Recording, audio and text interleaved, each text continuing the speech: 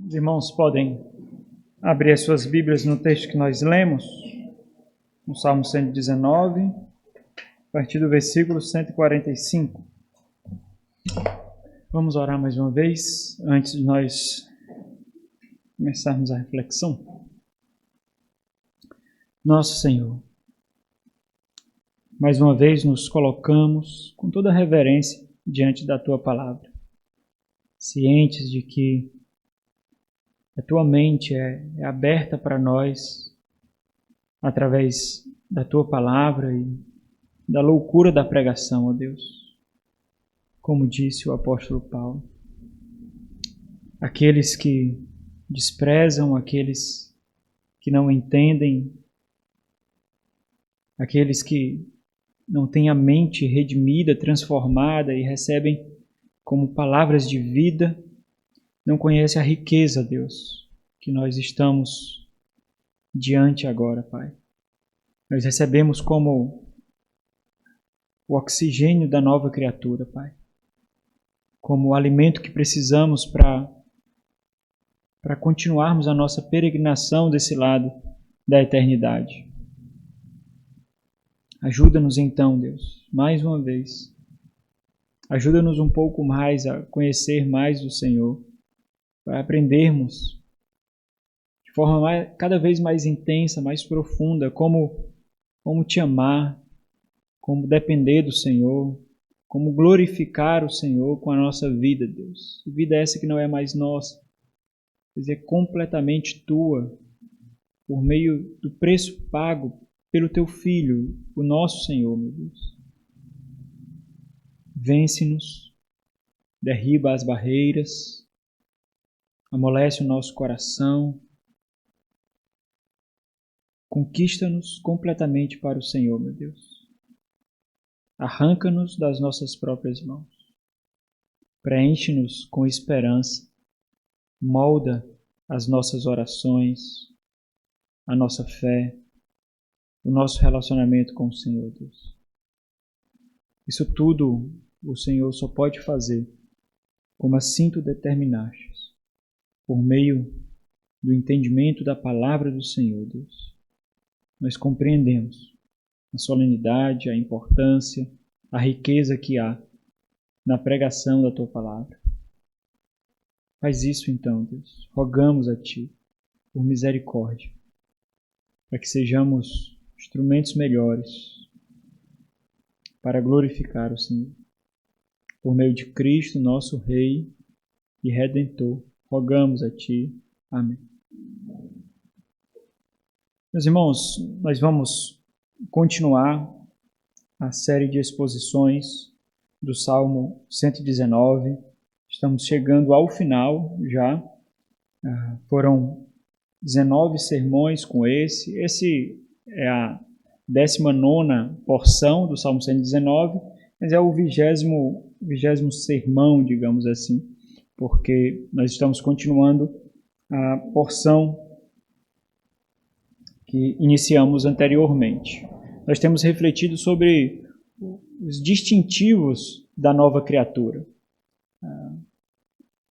As novas criaturas amam a lei de Deus. Esse é o distintivo cristão. Esse é o distintivo daqueles que nasceram de novo. Nós nos deparamos diante da palavra de Deus e temos completa convicção do que há nela. Nós dependemos dela para a nossa sabedoria, para a nossa vida, para o fortalecimento da nossa alma, para o fortalecimento das nossas pernas, dos nossos braços. Nós precisamos da palavra de Deus. E nós temos refletido no Salmo 119 como o próprio salmista, como o justo do Senhor, ali descrito no Salmo 1, o justo que ama a lei de Deus. Nós temos visto como aqueles versículos iniciais tão breves do Salmo 1, eles são detalhados no Salmo 119. Então, o Salmo 119 seria meio que uma exposição com ilustrações, explicações e aplicações do Salmo 1, de como o ímpio se porta, se debatendo nesse mundo que perece, ele que também vai perecer, e de como o justo se porta, aquele que ama a lei do Senhor, e como ele floresce. E a gente percebe que o florescimento ali, experimentado pelo justo do Salmo 1, não é um florescimento que aponta exclusivamente para o reino consumado, para aquele reino esperado, mas é uma experiência já vivida desse lado da eternidade, ainda dividindo a nossa existência com esse reino caído, com esse reino maligno. Nós experimentamos o florescimento na nossa intimidade com Deus, no aprofundamento do nosso relacionamento com Deus. Nós percebemos flores nascendo no mundo queimado, no mundo de matas queimadas, no mundo de cinzas. Nós experimentamos então a árvore nascendo, frutos sendo dados. À medida que esse mundo é apagado diante dos nossos olhos e nós conseguimos contemplar o reino que virá. Essa é uma perspectiva crescente nas Sagradas Escrituras, a vinda do reino, aquele reino idealizado por Deus, que foi maculado no Éden, aquilo em que o Adão falhou em propagar uma semente santa, uma geração que ama o Senhor, que depende do Senhor, que se relaciona com o Senhor. E essa temática ela é pregada durante toda a antiga aliança. Todos os justos, todo o povo de Deus na antiga aliança aguardava esse reino. Esse reino veio pela pessoa perfeita de Cristo Jesus. Esse reino já tocou a nossa presente era. Esse reino já chegou a nós. Somente nós conseguimos vê-lo. Somente nós conseguimos experimentá-lo. As primícias dessa nova criação, do novos céus e nova terra, já é experimentada por nós. Nós sabemos pelo que nós aguardamos. Nós já desfrutamos, claro que uma parcela muito breve, mas já desfrutamos daquilo que o povo da antiga aliança tanto ansiou, mas não teve a experiência. Por isso que o Senhor Jesus falou de João Batista, que João Batista era o maior daquela geração, mas era o menor desse reino que o Senhor estaria trazendo, porque ele não adentrou nessa geração, porque ele é conhecido como o último profeta do Antigo Testamento, né? Então nós experimentamos isso, e é por causa desse entendimento, dessa compreensão, que nós experimentamos o florescimento do nosso relacionamento com Deus, daquilo que nós iremos experimentar profundamente, extensivamente, completamente, quando o Senhor consumar a sua obra. Isso nos fortalece, irmãos, porque nos mostra onde é a fonte. A fonte não é na nossa própria consciência, a fonte não é na sabedoria popular, a fonte não é em bens materiais, a fonte não é em prazeres, a fonte não é em nenhum tipo de contentamento que esse mundo pode oferecer, nenhum tipo de estabilidade que esse mundo pode dar. Esse mundo ele é feito de ilusões, esse mundo é feito de miragem. Nós vivemos, na realidade caída, um mundo completamente instável. Nós vivemos num mundo de ilusões, nós vivemos num mundo que constrói miragens diante de nós, para nos enganar todos os dias, constantemente. Imagens de estabilidade, imagem de segurança, imagem de fortaleza, imagem de dignidade, mas são imagens, apenas imagens. Essas imagens elas não podem ser tocadas, elas não podem ser experimentadas. O problema é quando o nosso espírito se contenta com essas miragens, se contenta com essas ilusões. Aí nós criamos então uma sensação de solidez, de fortaleza, de estabilidade. Nós temos a nossa esperança formada por esse mundo. Mas um dia ela rui. Um dia ela é desmontada. Um dia ela é completamente desmantelada. Quando essa esperança caída ela é desmantelada, o que fica? Fica a desgraça, fica a desilusão, fica o desespero, fica a desesperança completa, porque não há mais nada em que nós possamos nos segurar, nos agarrar, porque nós construímos uma vida completamente perecível. mesmo tendo ciência de onde há a verdadeira fonte. A verdadeira fonte é a palavra de Deus. É a palavra de Deus que nos diz o que é esperança. É a palavra de Deus que nos diz o que é a verdade. É a palavra de Deus, por exemplo, que nos diz o que é o amor e como experimentarmos esse amor. O salmista experimentou isso no Salmo 119. O salmista, fazendo esse paralelo com o Salmo de número 1, ele experimentou que o florescimento desse lado da eternidade nem sempre ocorrerá em pastos verdejantes. Ele ocorrerá também no vale da sombra da morte. Ele ocorrerá também em noites densas, em dias cinzentos. Ele ocorrerá também em campos queimados, em campos mortos. Mas ali, por seu relacionamento com a lei de Deus, ele experimentará o florescimento. Quando ninguém vê fruto, quando ninguém vê verde, ele experimenta isso, por causa daquilo que ele conhece da palavra de Deus e porque o seu coração está completamente dependente dessa palavra. Ele encontra deleite nela, não nas circunstâncias. E isso é a sua salvação. Não, é evidente que a salvação, quando o salmista pede vida, quando ele diz vivifica-me, ele não está pedindo somente vigor, mas ele está sentindo-se a sua vida correndo por entre os seus dedos, sendo arrancada dele. Naquele instante, então, ele experimenta a necessidade de vitalidade, não fisicamente, mas é porque junto com o seu corpo que perece, a sua fé também está sendo enfraquecida, está definhando. Por isso que ele clama ao Senhor. Diversas vezes ele fala de atributos da palavra, fala de atributos de Deus, que o Senhor conhece. Não é porque o Senhor precisa ouvir, mas é porque ele precisa ser lembrado. Quantas vezes, irmãos, nós fazemos orações, ou nós deveríamos fazer, para nos ensinar, para nos lembrar quem nós somos, quem é Cristo, o que Cristo conquistou, quem é Deus. E aí nós fazemos muitas vezes ali num balbuciar de palavras, outras vezes derramando lágrimas, outras vezes com gemidos, outras vezes até com raiva nós fazemos, mas nós estamos cuidando do nosso coração. Nós estamos apacentando o nosso espírito. O espírito é esse anseio por Deus, essa é a necessidade que nós temos de ser satisfeitos. E nós só somos satisfeitos plenamente em Deus. A satisfação plena é a morte da ansiedade, irmãos. À medida que nós nos satisfazemos em Deus, a ansiedade ela vai sendo diluída, ela vai sendo enfraquecida, porque nós encontramos contentamento em algo além, muito além desse mundo que perece.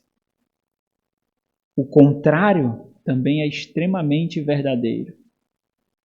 À medida que a ansiedade cresce, é porque nós não suportamos a estrutura que nós criamos segundo o mundo. Nós sentimos a nossa esperança ruir, nós sentimos a esperança enfraquecer, porque as estruturas que nós construímos segundo o mundo estão sendo derribadas e nós não sabemos aonde nos segurarmos, nós não sabemos. Nós procuramos, mas nós não vemos onde nos segurarmos, porque não existe, nós não construímos. Nós não construímos estruturas para nos segurarmos. As únicas estruturas que nós construímos são estruturas segundo o mundo. E o Senhor as tira. O Senhor as tira paulatinamente. Algumas vezes Ele tira muitas partes dessa estrutura para que nós possamos perceber onde está firmada a nossa esperança, onde está firmada a garantia da nossa salvação, onde está firmado o nosso relacionamento com Deus, onde está firmado. Essas reflexões, elas são feitas, meus irmãos, no escondido da alma. Essas reflexões, elas são feitas não com o nosso irmão, não com o nosso cônjuge. São feitas entre nós e Deus, muitas vezes. É onde nós nos encontramos despidos, onde nós nos encontramos como Deus nos vê. Essa é a experiência do justo do Salmo 119. ele vive intensamente o amargor e a doçura do Salmo 1. Aquilo que é dito no Salmo 1 é experimentado por ele. E ele acaba caindo na real, em que muitos não caem, que existe amargor também nesse florescimento, nessa dependência. O Senhor reinará, o ímpio perecerá, o perverso perecerá, os reinos pagãos, eles perecerão. O Senhor ri diante deles, mas a grande providência de Deus, de uma forma que muitas vezes nós nem sequer compreendemos, a grande providência de Deus permite, por algum tempo, que os reinos ímpios também sorriem. Esse é o amargor da experiência desse lado da eternidade. Quando nós nos deparamos com essa realidade de que existe matos queimados, campos escuros, reinos que perecerão, mas que agora prosperam, quando nós nos deparamos com isso, nós precisamos visitar a estrutura da nossa fé, a estrutura da nossa esperança. Qual é a garantia que nós temos da nossa salvação? Qual é a garantia que nós temos que a nossa esperança, para ser inabalável, não depende de nós? Não depende se você peca ou se você não peca. Não depende se você caminha progressivamente em santificação ou você está em completa regressão. Não depende disso. Não depende de você. Não depende de nós, irmãos. Será que nós experimentamos essa realidade? Será que nós temos certeza de que isso sustenta a nossa esperança de tal forma que nós não manipulemos a nossa vida de santificação e nem a nossa busca por piedade? Ô pastor, ninguém é perfeito. Ô pastor, não depende de mim a salvação. Ô pastor, eu já sou salvo. Será que nós concebemos de tal forma em que, mesmo experimentando os açoites de Deus, nós podemos dizer, na mais profunda sinceridade, tu conheces o meu coração? Sonda-me. Tu conheces o meu coração. Tu sabes onde está o meu deleite. Tu sabes onde está o meu deleite. Coloca o ouro mais puro. Coloca o mel mais puro. O meu deleite está na tua palavra. Porque é por meio da tua palavra que eu encontro o Senhor, o meu Salvador, o meu Redentor. Essa reflexão é encontrada inúmeras vezes no Salmo 119. Nós vemos que a vida de peregrinação não é feita só de arcos, borboletas, flores, campos verdes, não.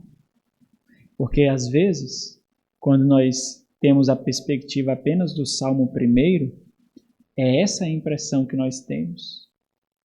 Mas não é assim que se desenvolve a vida cristã. E quando isso acontece, nós precisamos visitar a estrutura da nossa fé, a estrutura da nossa esperança. É isso que o salmista faz aqui, a partir do versículo 145. E ele faz isso em lágrimas. Ele faz isso nessa porção que é configurada como um lamento. Do versículo 145 até o versículo 142, nós vemos que para a nova criatura, o amor pactual do Senhor é sua garantia de salvação. Não suas experiências, não as circunstâncias, mas a compreensão que ele tem da aliança que Deus fez com um povo. E ele é encontrado no meio desse povo. E essa é a sua garantia. Nós vimos o primeiro ponto, respondendo duas perguntas, né? A pergunta que conduziu e que vai continuar conduzindo a nossa reflexão é a seguinte: como sua fé se apresenta? Ou em que sua fé se agarra quando o desespero e seus agentes tentam lhe atingir? Ou, fazendo uma harmonia melhor com o tema da mensagem, qual é sua garantia de salvação? Porque você sabe que a sua salvação não pode ser removida de você. Primeiro ponto, versículo 145 ao versículo 149, o salmista entende que o amor pactual do Senhor não o permite desistir. Ele não desiste, não porque ele é um super crente, não porque ele é forte em si mesmo, mas por causa da bondade, da benignidade, que é a palavra usada por ele no versículo 149, para falar do amor pactual de Deus. Ele diz assim, invoco, ou de todo o coração eu te invoco. Aí eu trouxe para vocês aquela explicação de que existe uma mudança de palavras na língua hebraica em que dá ênfase a alguma ação ou a algum sujeito aqui. No caso, o ato dele clamar ao Senhor. Então, o termo invoco aqui, ele está configurado na primeira parte do versículo, mostrando que ele está suplicando ao Senhor, que ele está clamando ao Senhor. E a quem ele está fazendo isso? Ele está fazendo isso ao Senhor.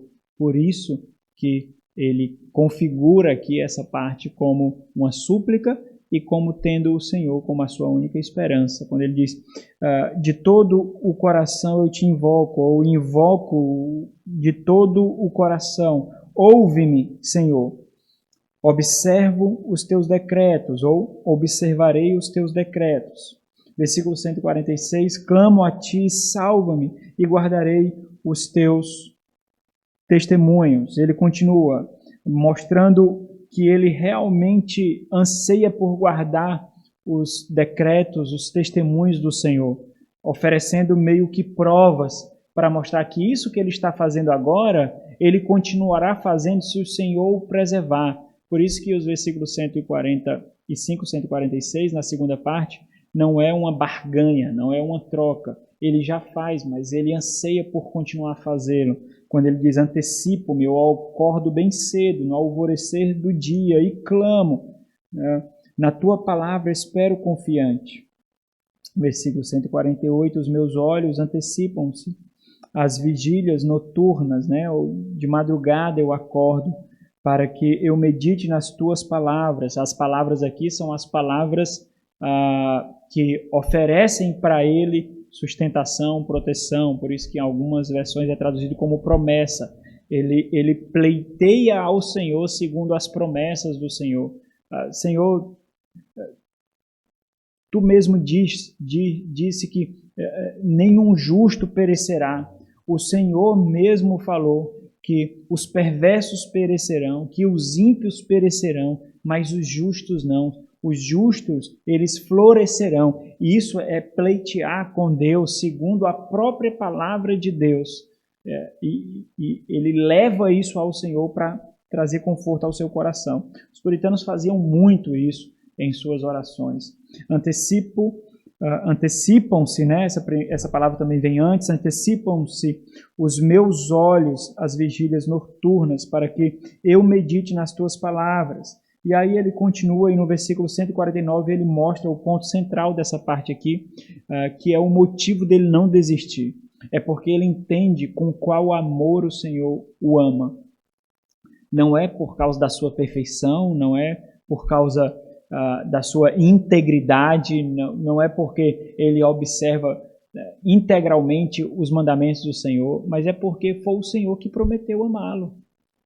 E ele entende que o Senhor não é homem para que minta, ele entende que o Senhor cumprirá todos os seus planos, ele entende que o reino que o Senhor implantará, que aqui ele não consegue ver plenamente, não é isso que ele está experimentando. Não pode ser. Isso que ele está experimentando não pode ser o reino em que os justos florescerão, não pode ser. Então, o amor de Deus, o amor pactual de Deus ainda não foi completamente consumado aqui. E por isso que ele diz, ouve, Senhor, a minha voz, segundo a tua bondade. Mais uma vez, o termo, a expressão a minha voz está lá no início do verso, como que suplicando ao Senhor que o identifique, como partícipe desse pacto. É a minha voz que clama a ti, Senhor. não é de nenhum outro, não é daquele com quem o Senhor não tem um pacto, não tem uma aliança. É a minha voz. Lá no Novo Testamento, nós vemos em João o Senhor Jesus mostrando isso sendo desenvolvido no ajuntar das ovelhas que o Senhor deu a ele. As minhas ovelhas ouvem a minha voz. As minhas ovelhas me conhecem pela minha voz e as minhas ovelhas me seguem. Aqui nós temos meio que um prenúncio disso sendo desenvolvido de outra forma. Eu sou teu, olha a minha voz. Não me conhece, Senhor. O Senhor conhece a minha voz. Porque ele tem segurança disso, porque ele entende onde ele está inserido. É isso que nós meditamos, irmãos, quando nós refletimos sobre como a nova aliança ela foi formada em Cristo Jesus. Isso é desenvolvido até chegar no Senhor Jesus Cristo, e nós vemos algo parecido com o que Abraão experimentou com Deus ali no firmar daquele pacto, onde o Senhor ali, de forma incorpórea, mas mandou partir animais para que o sangue fosse derramado e se colocou ali como suscetível a acontecer a mesma coisa com ele, caso ele não cumprisse a sua promessa. E ali um pacto foi formado sobre o derramamento de sangue. E nós somos os filhos espirituais de Abraão. Nós também fomos colocados num pacto com o derramamento de sangue, mas agora não de animais. O Senhor Deus, através do seu Filho, do Deus Filho, Deus se fez carne, habitou entre nós, viveu uma vida perfeita e derramou o seu sangue.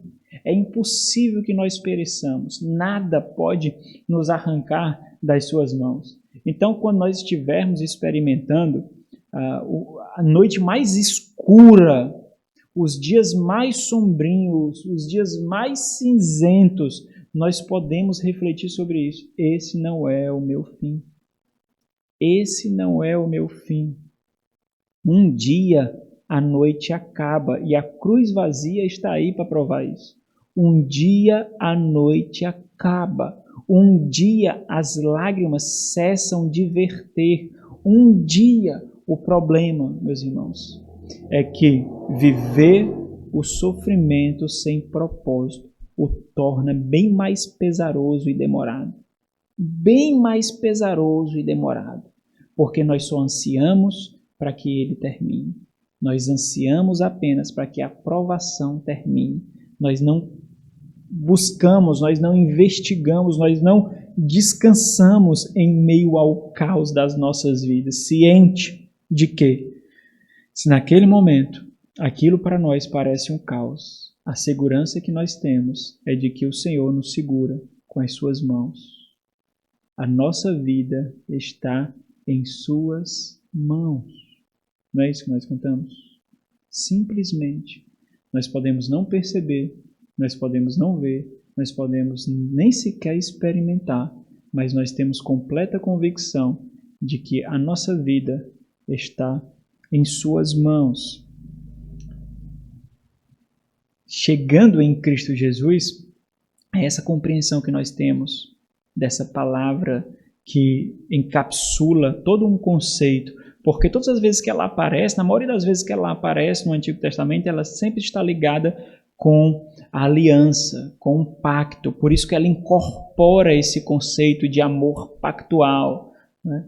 Então ele diz, ouve, sou eu, aquele com quem tu tem uma aliança. Ouve, Senhor, a minha voz ouve, Senhor, segundo a tua bondade. E aí, se nós pegarmos outras partes das Sagradas Escrituras, até mesmo do Salmo, nós vemos que os Salmos eles não foram escritos de forma cronológica, eles foram ajuntados, compilados, talvez por Esdras, eles foram compilados sob a inspiração e a iluminação do Espírito Santo. Por isso que eles foram organizados, mas ele não mostra uma sequência cronológica, uma sequência de eventos.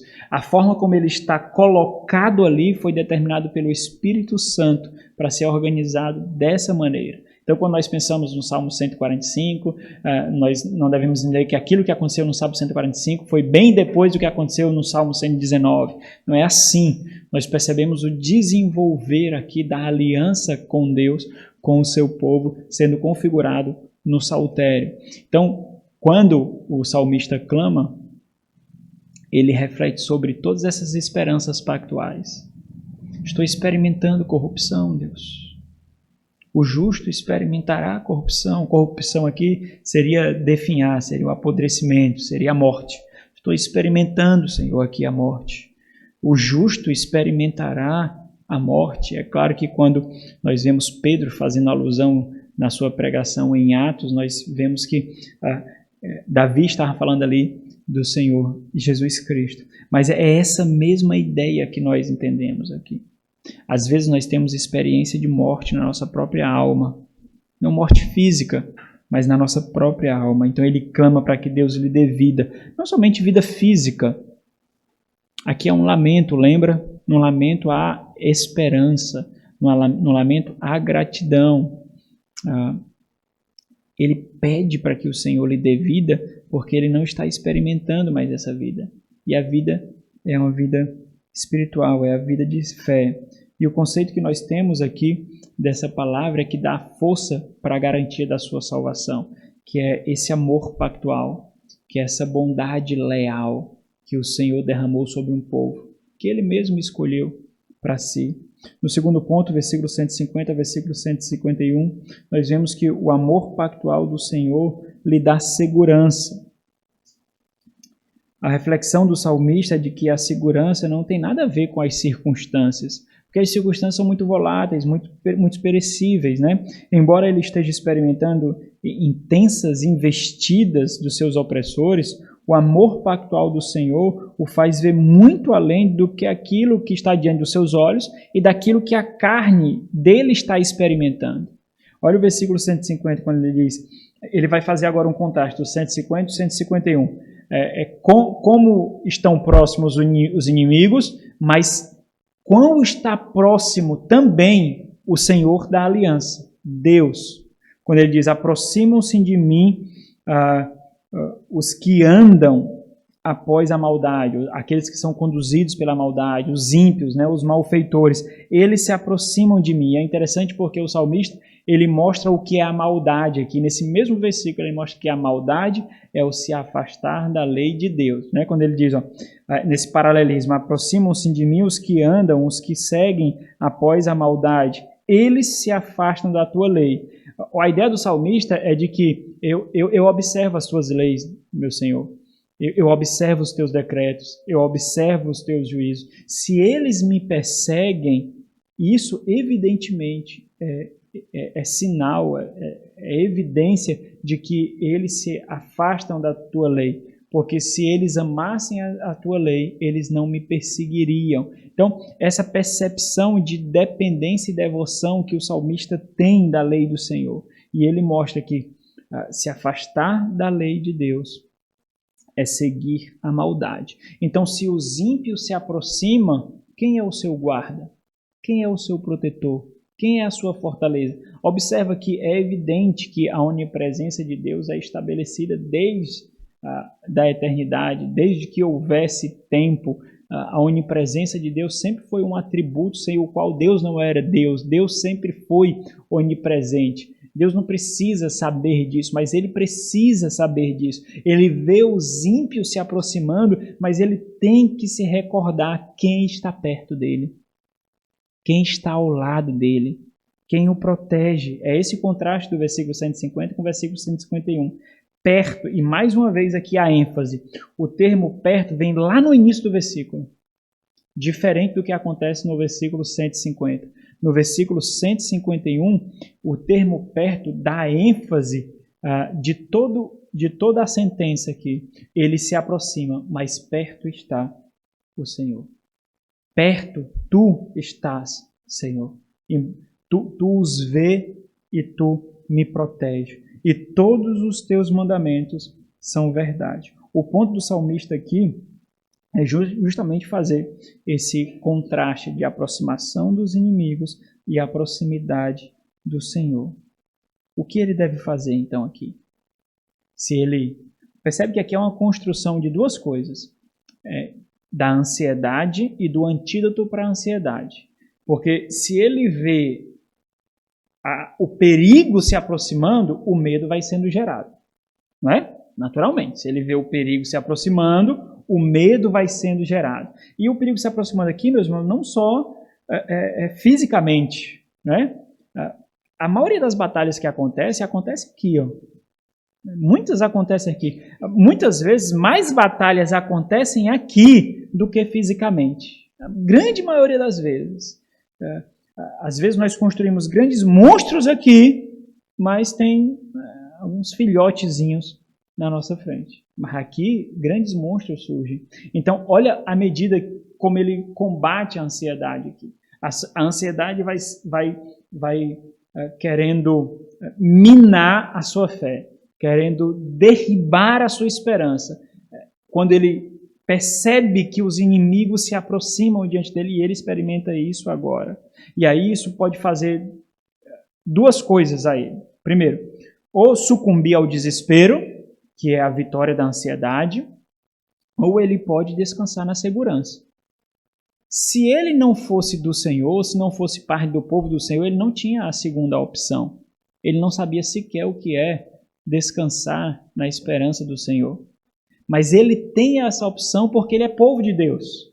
Ele é pactuado com Deus.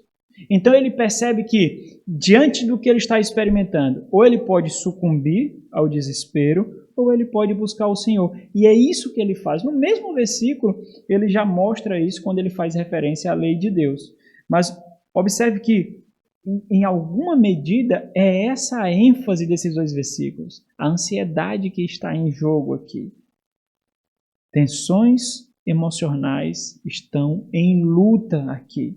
Aquilo que ele vê e experimenta com a sua carne e aquilo que ele contempla com os olhos da fé. Olha que interessante, meus irmãos. Em alguma medida, esse versículo também ele evoca vários outros. Olha o Salmo 145, versículo 18. Salmo 145, versículo 18. Quando o salmista diz assim: perto está o Senhor. De quem? Olha o que ele está fazendo. De todos os que o invocam. O que ele diz? Invoco. Invoco a ti, Senhor. Ouve, sou eu, o teu filho, aquele que é pactuado contigo. Ouve-me, Senhor. Perto está o Senhor de todos os que o invocam. De todos os que o invocam em verdade. Verdade aqui, evidentemente, é sinceridade. É a completude de coração. É por meio da estrada construída pelos blocos da palavra de Deus.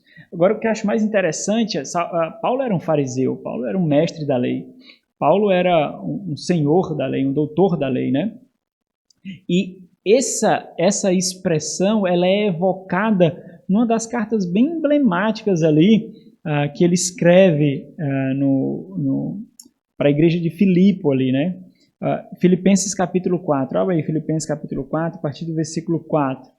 É interessante porque Paulo mostra onde é que está a fonte de contentamento dele, mesmo ali preso, mesmo com a sua liberdade ali cesseada de medidas diferentes, mas é isso que estava acontecendo.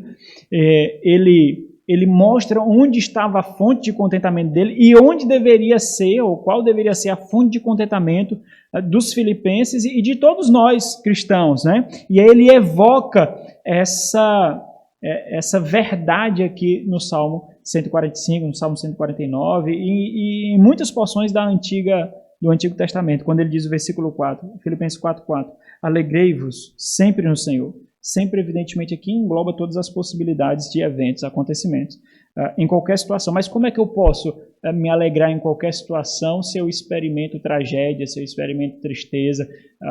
Como eu faço isso? Como eu adestro a minha alma para que encontre contentamento, alegria no Senhor sempre? É isso que a gente deve fazer mesmo.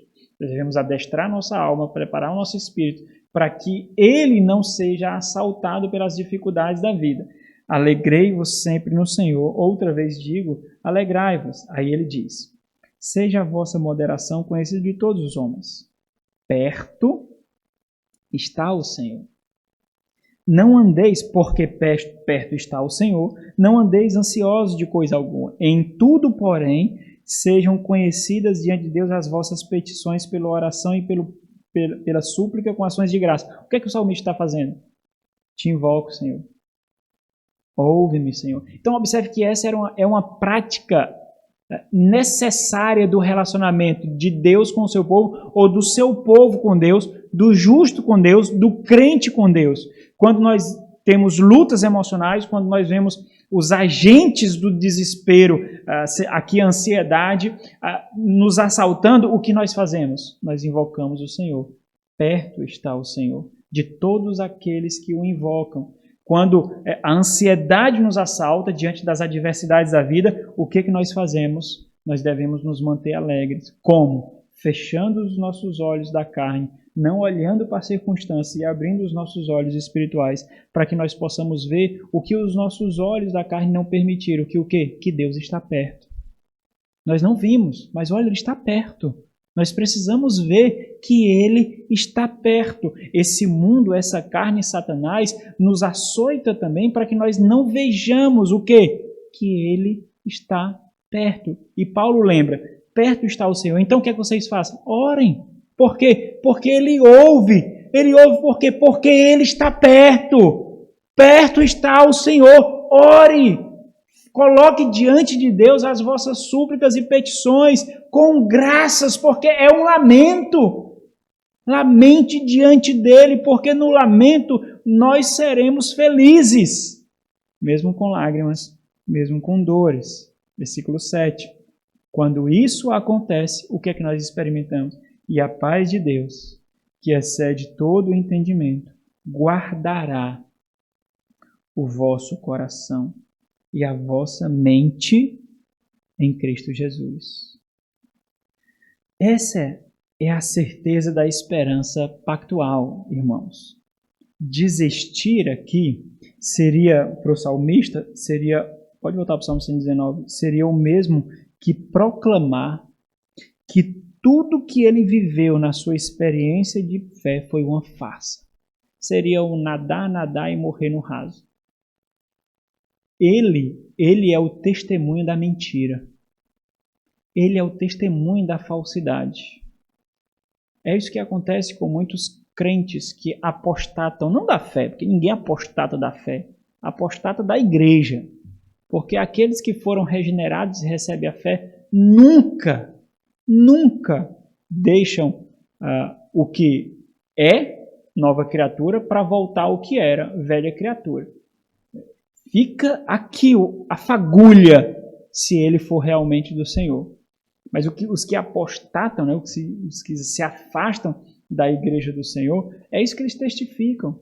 Às vezes, com tanto vigor, com tanta vivacidade, eles proclamam a fé em Cristo Jesus. Alguns pregadores, alguns que de forma muito enfática testemunham da fé, e de repente eles apostatam da igreja, eles se afastam da igreja, eles se afastam da fé, mostrando muitas vezes, na maioria das vezes, quem realmente são.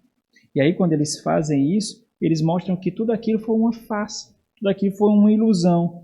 Significa o mesmo que afirmar que eles não acreditam em Deus. Por quê? Primeiro, eles desistiram. Segundo, eles observaram que a segurança da salvação deles não é realmente uma segurança que dependia deles. Tinha alguém que tinha mais poder do que Cristo.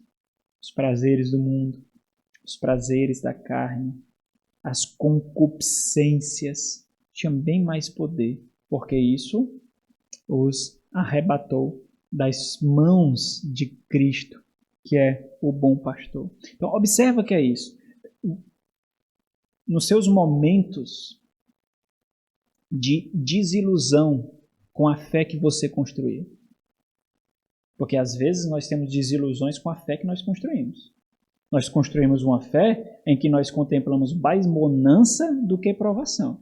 E aí nós nos deparamos com a desilusão da fé que nós construímos, do desenho que nós fizemos de Deus, do desenho que nós fizemos da fé cristã, do desenho que nós fizemos da vida.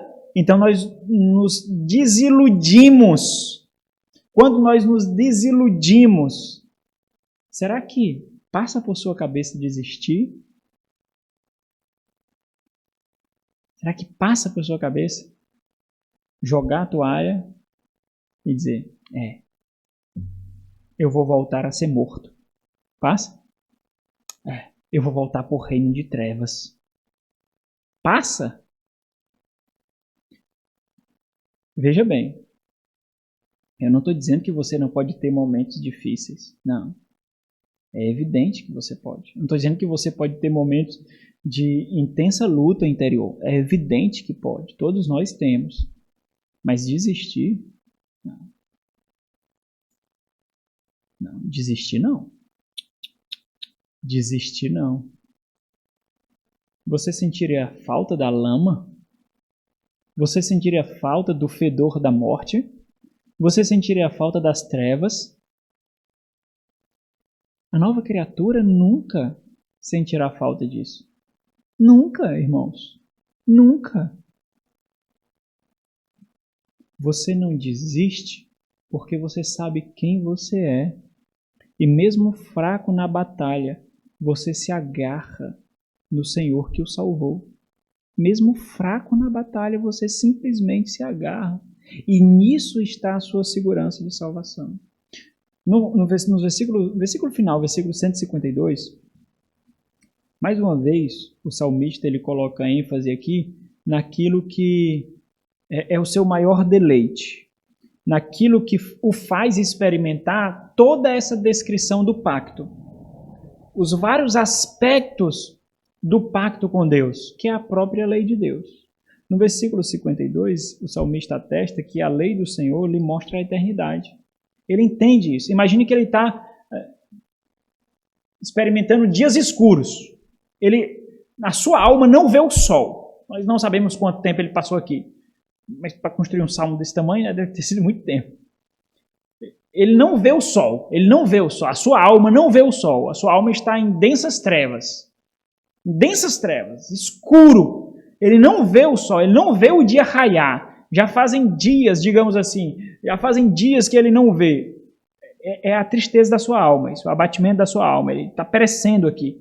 A sua fé está perecendo, né? A sua alma está perecendo, no sentido de desejo por Deus, de firmeza em Deus.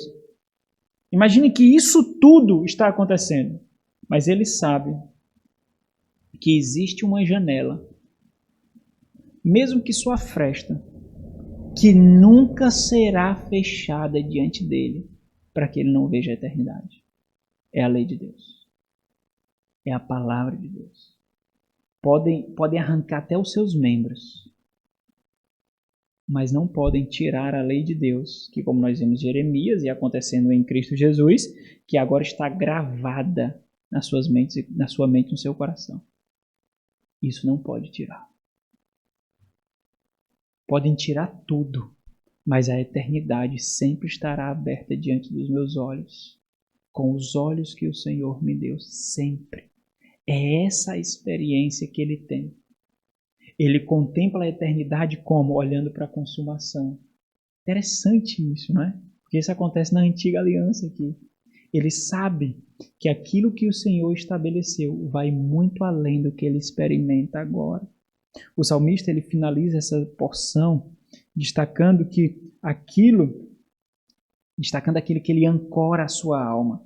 É claro que essa concepção ela ganha bem mais ênfase, né, na nova aliança, por isso que a nossa exposição aqui, a exposição do Salmo 119, à luz da nova aliança em Cristo Jesus. Então entenda, os santos do Antigo Testamento foram salvos pelo sacrifício de Cristo Jesus. Isso é chamado de ação proléptica, entendeu? Aquilo que aconteceu lá volta e atinge tudo que aconteceu nos santos do Antigo Testamento. Como é que isso acontece? Porque para o Senhor a história já está consumada. Para o Senhor não há tempo. O Senhor tocou no tempo quando encarnou. Aí ele tocou no tempo. Mas todos os crentes eles são salvos por Cristo Jesus. Existe uma ação retroativa dos efeitos da obra de Cristo Jesus, Mas todos aqueles que experimentaram a fé, mesmo antes de Cristo vir na história, no plano de Deus, aquela história já estava consumada e eles já foram atingidos. Por quê? Porque eles experimentaram a fé de Abraão, a fé que creu no Senhor, não em si mesmo. Vocês estão entendendo? Então, esse ganha ainda mais ênfase na nova aliança em Cristo Jesus. Mas o ponto aqui é que, em meio a intensos ataques, mesmo diante da morte, o salmista experimenta intimamente um relacionamento com a lei de Deus, e isso o dá vida. É como se sua intensa e constante meditação na lei de Deus o tomasse. É isso que se chama paz em Deus, irmãos. É quando as circunstâncias não têm mais poder sobre nós e nós somos tomados pela palavra, por aquilo que ela diz, por aquilo que ela mostra a nós, por aquilo que ela ensina. E aí nós passamos pelo vale da sombra da morte sem temor algum, porque nós estamos com aquele que passou. Em última instância, aquele que passou pelo vale da sombra da morte não foi eu nem foi você, foi Jesus Cristo, do Salmo 23. Foi ele que passou, porque é para ele que o Senhor vai preparar uma mesa perante os seus adversários. Não é para mim nem para você, é para ele. Nós experimentamos isso por causa dele, onde nós triunfaremos, por causa dele. É por ele que nós passamos pelo vale da sombra da morte, porque ele passou e ele chegou lá do outro lado, vivo, perfeito, como sempre foi e como um dia nós seremos. Então ele é tomado por essa lei. Quando ele diz assim, quanto às tuas prescrições, né, ou poderia ser entendido quanto aos teus testemunhos, né, quanto aos teus testemunhos ou quanto às tuas prescrições, podem ser também. Aí ele diz, há muito sei que as estabeleceste para sempre. Nessa pequena porção tem todo esse conceito que eu acabei de passar para vocês. Quando ele diz, há muito eu sei. Essa palavra sei é aquela palavra iadá que nós vemos muito em Oséias. A ideia de não é simplesmente um saber cognitivo, mas a ideia de ter a mente tomada. É de conhecer por relacionamento íntimo. Por exemplo, é a mesma palavra para falar sobre relações sexuais, relações íntimas sobre homem e mulher. É intimidade. Eu sei por experiência, por intimidade. Eu sei por relacionamento. A ideia de saber por observar e viver. Quando diz há muito tempo, há muito eu sei, há muito eu fui tomado, eu me relacionei com o quê? Com essas verdades que o quê? Que estabelecestes ou que fundastes para sempre. A palavra sempre aqui é a palavra olam. Olam quer dizer eternidade. Eu sei, Deus, que as tuas prescrições tu fundastes para a eternidade.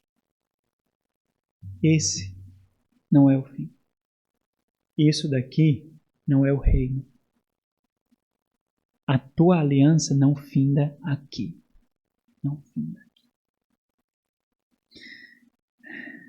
O salmista entende que não é sobre ele, é sobre o testemunho do Deus da aliança, do Deus da lei. É sobre ele. Por isso que ele diz, segundo a tua graça, segundo o teu pacto, segundo a tua misericórdia, como disseste, foi tu que estabeleceste. Não é sobre ele. É sobre ele ser um instrumento para exaltar o Senhor da história. O salmista tem um privilégio, então, de ter essa lei cravada na sua mente e no seu coração. E aí eu termino com a pergunta: como sua fé se apresenta?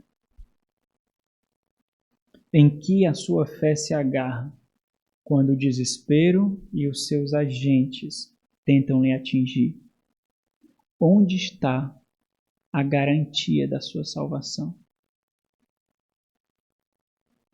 Qual é a garantia da sua salvação? Como você compreende isso? Como você desenvolve isso? Porque entenda, Se você não conseguir desenvolver, você não entendeu. Como você vai orar o que você não consegue desenvolver na mente? A redenção nos alcança racionalmente, cognitivamente, irmãos. Ela muda a nossa mente. Mente não é uma experiência mística, tão simplesmente. Isso também acontece, mas ela é impressa aqui, o Evangelho é impresso aqui. Como você vai orar se você não sabe como sustenta a sua fé, a sua esperança? Como você vai orar? Quando o dia mau lhe açoitar, quais serão as suas orações? Gritos loucos, aflitivos. Me ajuda, Senhor, me salva, eu vou morrer, Senhor. Tudo eu, por causa de mim, eu. Você consegue refletir sobre o amor pactual do Senhor? Consegue entender? O amor pactual do Senhor é que lhe sustenta. Por isso você não desiste. Por isso ele lhe dá segurança. Por isso você vê a eternidade. Vamos orar então. Nosso Senhor e Deus, misericordioso Pai, nós agradecemos o Senhor pois mesmo sem ver nenhuma dignidade, nenhuma integridade, nenhuma perfeição, na verdade o completo oposto disso tudo em nós, o Senhor nos escolheu para Ti. O Senhor nos colocou no campo de ação dos benefícios da morte e ressurreição do Senhor Jesus Cristo. Somos gratos ao Senhor por isso, Deus. Porque isso nos atinge de forma tão cósmica, Deus, tão profunda, que nós sequer imaginamos ser arrancado das mãos do nosso pastor. Ajuda-nos, ó Deus, por Tua misericórdia e graça, a solidificarmos as estruturas da nossa fé, da nossa esperança, de tal forma que nós não sejamos vencidos pelo dia mau, nós não sejamos pegos por assalto nas adversidades que são provações da nossa fé, Deus. Que o Senhor seja com cada um dos meus irmãos aqui, ó Pai. Os sustenta, os preserva para a batalha, os ensina para a batalha, os prepara para a batalha, Deus, nos seus mais diversos frontes de guerra, Pai. Que o Senhor seja com cada um até a consumação de todas as coisas. Amém.